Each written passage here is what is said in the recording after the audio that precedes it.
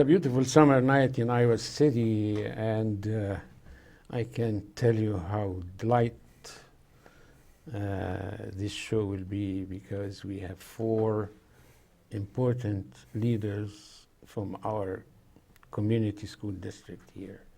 Those 4 leaders are the people responsible for preparing teachers for the tasks of the 21st century. We have been on the air for 22 years in this program. Most of them were started or had started by John Karhoff, the legendary father or godfather of this show, and Michael Peterson, who is a veteran teacher, now retired. And I joined them about 10 years ago or so. I had the privilege of working with them, and this is the first time we have this caliber of efficiency and power and strength and stamina in our show. So it's a great chance for us to introduce Mark Brockmeyer, who is running this program now, with the 3 leaders: Mike Haverkamp, another legend, of course in a different capacity in the community, not only as a musician, as an artist, but as what they describe you as a true Iowan musician. And Natalie Thompson, and you are friends of this program before, this is not your first time. And my buddy, Ben Mosher, who was with me all along through the good days and bad days with the alternative education experience. Those 4 people are now on the screen, and I'm going to start with you, Mark. You are going to give us some idea of what teacher leadership program in Iowa City Community School District program means. Well, thank you, Hani. That was quite the lead-in. I think I just want to give a quick overview of what teacher leadership was or is, and the state really set out to implement it in all districts across Iowa over a 3-year period, and Iowa City was in the 2nd year of that program. And so we're just wrapping up really our 1st year of having 350 teachers in leadership roles designed to improve teaching and learning. And so if we can sort of look at this concept of a culture of continuous growth, that the district said, we want to put in place a system which causes our teachers to have opportunities to collaborate and work with each other in order to professionally grow on an ongoing basis. And TLC said that there are a few parameters, and that teachers must be compensated for these roles, and that the roles have to be adult learning to adult learning. That as much as right now with the current financial situation, we might like to put more money into class sizes, this money's pretty much earmarked specifically for improving the profession. And so there's several components to it. We can look at how we use instructional coaches, which Natalie can talk about in a few minutes, to work with very experienced teachers. We have clearly one of the most experienced districts in the state of Iowa, 1,000 teachers with something like 14,000 years of teaching experience. So one of the things we like to say a lot is the answers probably all lie within our system. We just need to be able to provide opportunities for teachers to exchange those ideas and collaborate with each other. Ben is here tonight to talk a little bit about the new teacher induction program and how we support new teachers. We have a large number in this district. We have a lot of growth, therefore we have a lot of new teacher hires. And so we have a robust program in place to support those teachers and retain them in the profession. And the piece that Mike is here to talk about tonight is probably one of the new exciting parts, and that is a focus on innovation and technology.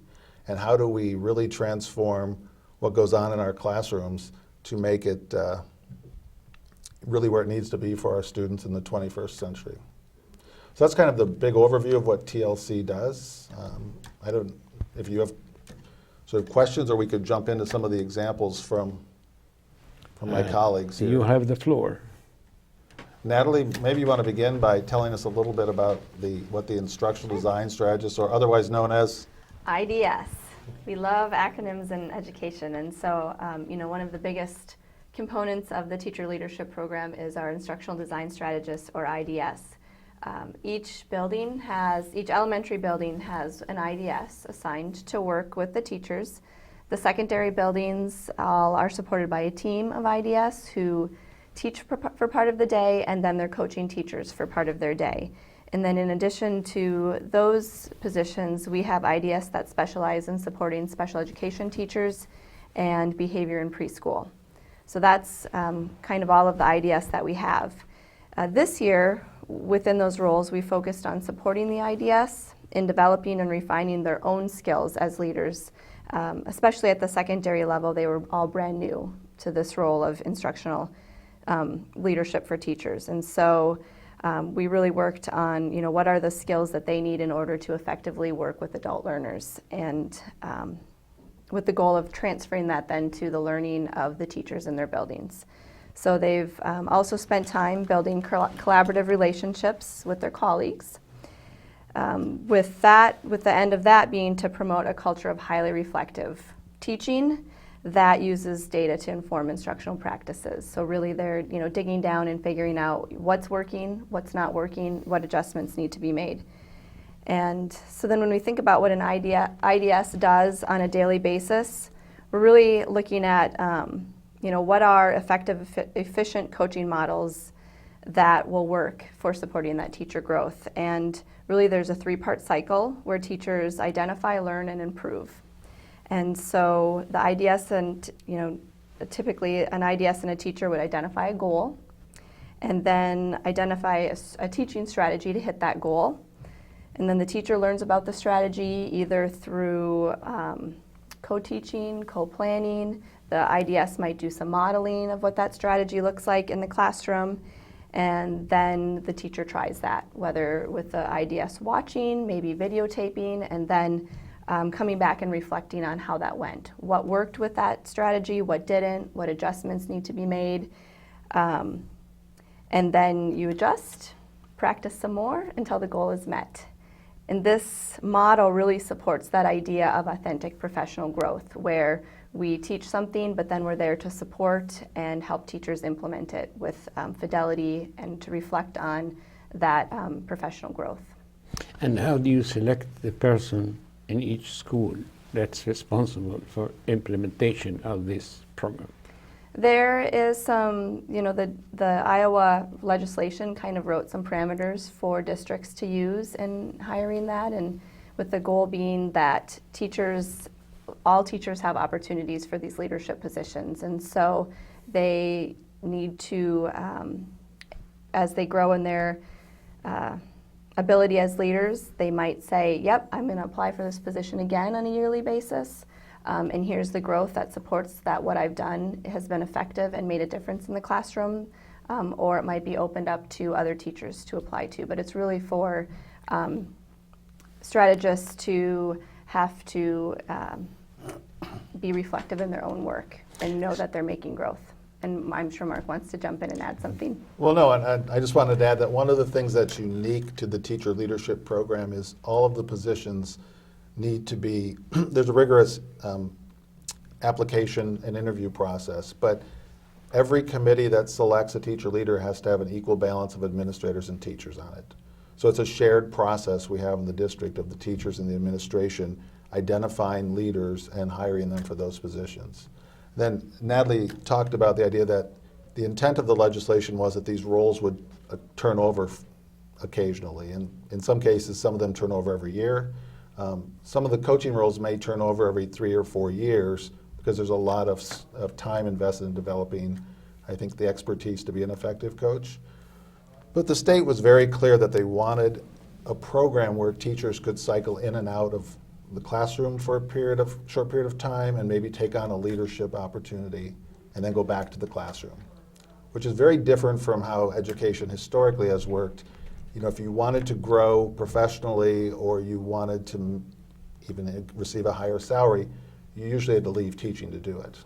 You became an administrator or you left and became a professional development facilitator, or went off to university. And this is really, I think, one of the strengths of this program in Iowa is it said, no, let's keep our best teachers in the classroom or within the teaching ranks and give them opportunities to work with other teachers and grow themselves, and then let's have them cycle right back into the classroom. Before we move to Mr. Mosher, because I have the most difficult questions for him. We're very glad to hear that. Expected, we backstage, we talked about that. So, Mr. Haverkamp, when I was still in the service, you were the only guy doing this.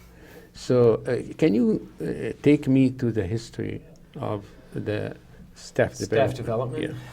Yeah. In our district, staff development dates back to the early 80s and what was called the Madeline Hunter Teacher Effectiveness Project. And I think that while the TLC throughout Iowa in many cases is new for people to have teachers as leaders, I think we've had a long history of that. And I think of Dave Canellis and Pam Ely and Ginny Clark, who were the first teachers who became those staff development leaders working on what is effective teaching. I think He was doing this when he was not writing for when he was the not Press writing for Citizen. the Press Citizen, exactly, or coaching debates. So, but I think that's what's important. Even though the kinds of topics and issues have certainly changed over time, I think that's important to remember that we, as Mark talked about, we're a district that's full of people with great experience, and I think that we have done a good job of tapping people for leadership positions. I think this program formalizes that to a great extent and provides more opportunities for more people to develop as leaders, which is a great thing for our students as well as all of us that work within the organization. So, Starting with Madeline Hunter and Arthur and all these developments. And after that, right now, do we have a model we follow? I think when Natalie was just talking about the IDS, one of the things that we've been looking at are several different coaching models, because, and I'm going to defer to Natalie on talking about that, but the fact that a teacher coach is the most effective way to change a practice. And we've used some of Jim Knight's. We've also used some other things, but I think having a coaching model, working with teachers, is absolutely the way to go. And Ben and Alicia with the new teacher mentors are doing exactly the same thing. So, yeah. Right, that all of the research would support that, the one and done professional development of days old, where teachers sit and listen to something and then are expected to go back and implement, on their own behind a closed door in their classroom. We know that's not effective professional development. We know that if we're going to want implementation of something, we have to support teachers along the way. And so instructional coaching really does provide that ongoing support for teachers as they're reflecting on what's working in their classroom and then growing in what works for teaching and learning. Now, Mosher, you are doing a difficult job, let me tell you, because I just happen to, can I just voice my opinion? I think I will. Well, I have the microphone. Don't hold back. But I don't think our education colleges are preparing teachers well for education. I mean, there are a lot of theory, a lot of academics, but when it comes to field training, that's very limited. And a lot of novice teachers are just confronted with the fact that they are in front of kids and they have to teach. So your job is not an easy one. How do you go about it? Tell me, take me step by step. Now I'm a novice teacher coming to the district, very confused. I don't know what to do. Well, just to back up a little bit, the mentoring program is not something that's new with the teacher leadership program. It's something that to be a teacher in Iowa, you have to do a 2-year program in teaching first, and that's been around for quite a while. That's in the state law. So what's been nice about the teacher leadership program, though, is that we've been able to provide more resources to help support new teachers than we have in the past. So we now have 2 part-time people who are supporting the number of mentors that we have in the school district. And so for new teachers, the way the model is right now, they're paired with another veteran teacher in the district, and sometimes that teacher is in the same curriculum area as them, or sometimes the same building, or sometimes it might even be, you know, across town, like we might have somebody at West mentoring somebody at Tate, but they're in the same subject area. And what we ask these mentors to do is to meet with the new teacher once a week, and we ask them to do 3 basic things. We ask them to either, I mean, not either, but the 3 things we ask them to do are to support the new educator, but also, and that's I think the easiest thing for most teachers to do because they're really used to supporting students, and you know they can certainly help with whatever arises, whether those are, you know, behavioral things or curricular issues that the teacher may have. But the other things that we really emphasize when we meet monthly with these mentors in a professional development session, and really talk a lot about overall, you know, how do you start to challenge people on their practice, not you know directly confront them, but to sort of, you know, ask them to think differently or about other options that might be available to them. And then also help them really start to think about facilitating their professional vision. And part of being a teacher and getting your standard license is getting your portfolio. So really in the second year, we asked them to really start working, going through standard by standard with the new teacher to sort of think about, you know, how do you define yourself as a teacher? You know, in this standard, let's take a project that's sort of best practices and see if we can implement it in your classroom. So that's really kind of the support we offer. And what's really interesting is, you know, when I go out and talk to year 1 teachers, and I'm kind of in February, I see that year 1 teachers, they really are thinking, I feel comfortable and confident as a teacher now. I feel like I'm doing the job. But then when I talk to people in February of year 2, they're really thinking a lot about who I am as a teacher. How do I make this job, you know, how do I become more efficient, but also how do I sort of blend that, you know, who I am with the curricular needs of the district and the needs of the children I'm teaching. So that's really neat to see, and it's a really testament to the mentors that we have working in our district to Thank you, support Ben. them that way. Mark, what are we looking at now? This is just sort of an overview of the teacher leadership program in terms of the goals that are consistent really across the state of Iowa. And each district developed its own plan of how it could best meet those. Much like, I mean, I think I really connect this whole concept of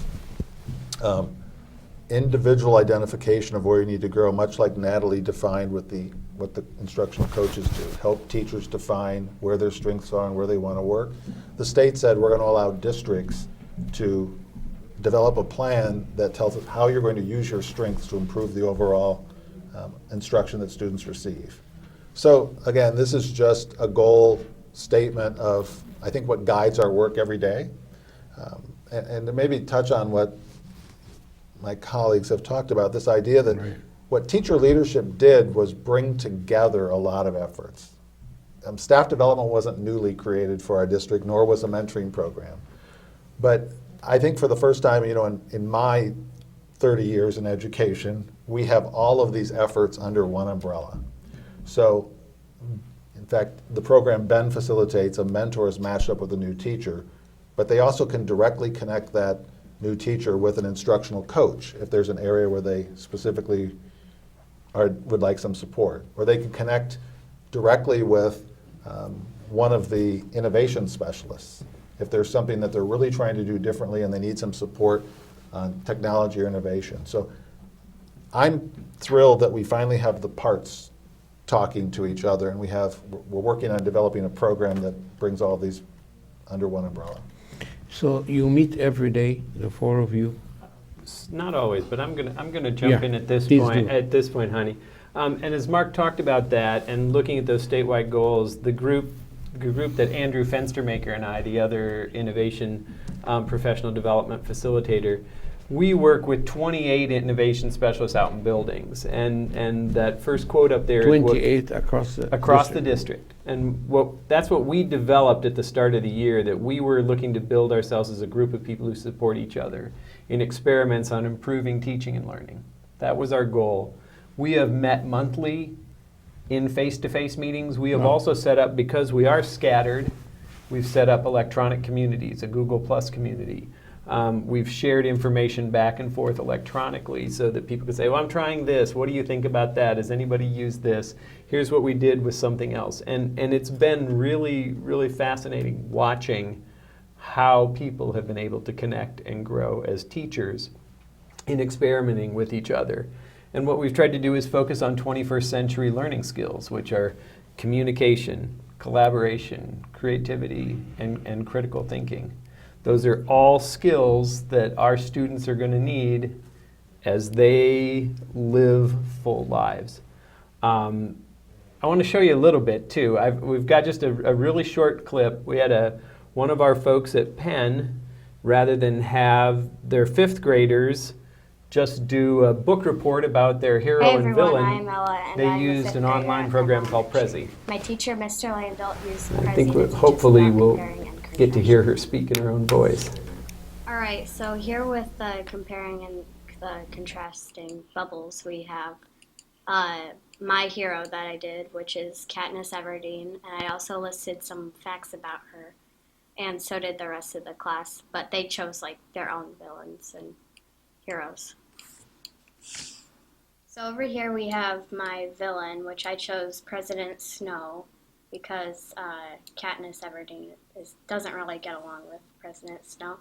But you can also see that I listed some facts and some red and green lines. These red and green lines mean connections between the other villains and heroes. So a red line means that if the 2 villains or 2 heroes, it could be either one, were to meet, they probably wouldn't get along. But if it were green, they might get along better, like comparing and contrasting.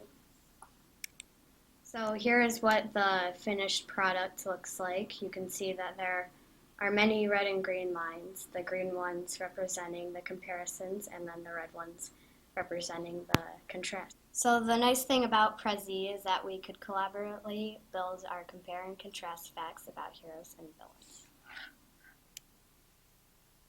So in their class map, rather than each student doing an Right. individual book report, each person thought about their hero and their villain and made connections to everyone else's in the class, which heroes were likely to get along with each other, which villains maybe, which ones would be opposites, and that whole idea of working as a whole group on a project that you had ownership of individual bits, but also the interconnectivity of the entire project, I think models some great skills for our students. There is some orchestration there, right? Yes, yes, To speak absolutely. your own language in music, right? Well, I would like to move to Natalie about the evaluation. How do you assess your success in Well, this program? Sure. We've been collecting data. The coaches have been collecting data all year on the types of work that they're doing with teachers so that we can begin to see what the impact this is having on student achievement. And so that data is, we're just starting to get it analyzed, and I think it's going to take several years to kind of see the fruits of our labor. But it's a good way to see, what supports are our instructional design strategists providing for teachers. That tells us a lot of where we as a district need to provide some professional development, maybe as a whole, in the whole system, as where teachers are saying, look, these are the areas where I really feel like I need to grow, and then we as a district can look at how we can provide that support overall, as opposed to just here and there. Excellent. Ben, you want to add something? Yeah, well, in the mentoring program, we collect data from both the new educators and also their mentors on how effective it is. And some of it is looking at really their own sort of assessment of their efficacy. And we also use in the program sort of a continuum of development that we ask teachers to fill out about themselves. So we collect a lot of data, both sort of some quantitative stuff and some qualitative things to help us sort of guide the program to the next. Do you have to do a field observation sometime, or? I do quite a bit of going out and visiting these pairs they meet, and then also the mentors have to spend some time watching the new teacher, and they do some discussions around that. And then as we look at this program in the future, really think we have a system which will allow even more opportunities for mentors to get into the classroom and see people on a more almost weekly basis, which I think would be a much higher level of support that we can offer. Well, any of you would like to add anything to our viewers about your program, about your success and achievements?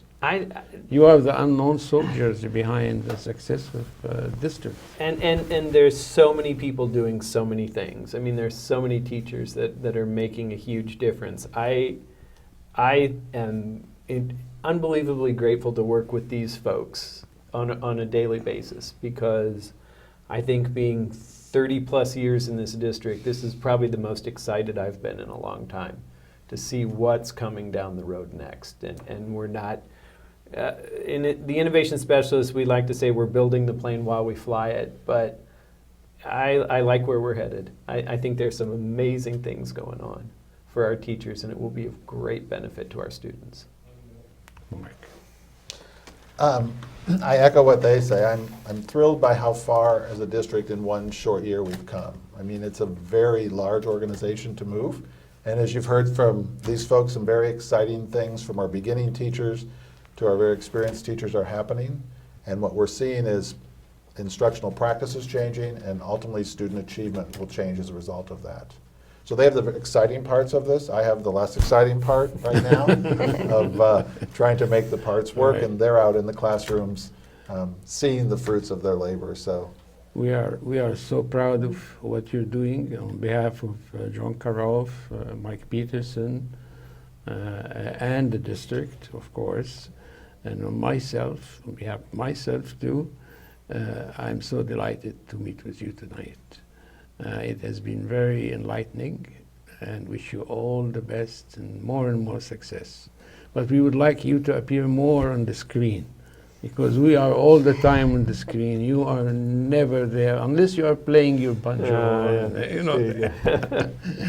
So we thank you very much. We are going to be on Channel 18, Channel 21. That's Public Access TV, as well as Education Channel 21.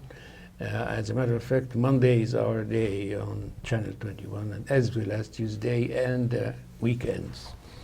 And YouTube. Okay. So thank you very much again, and see you soon. thank you very Thanks, much. Hani. Ladies and gentlemen, bye-bye.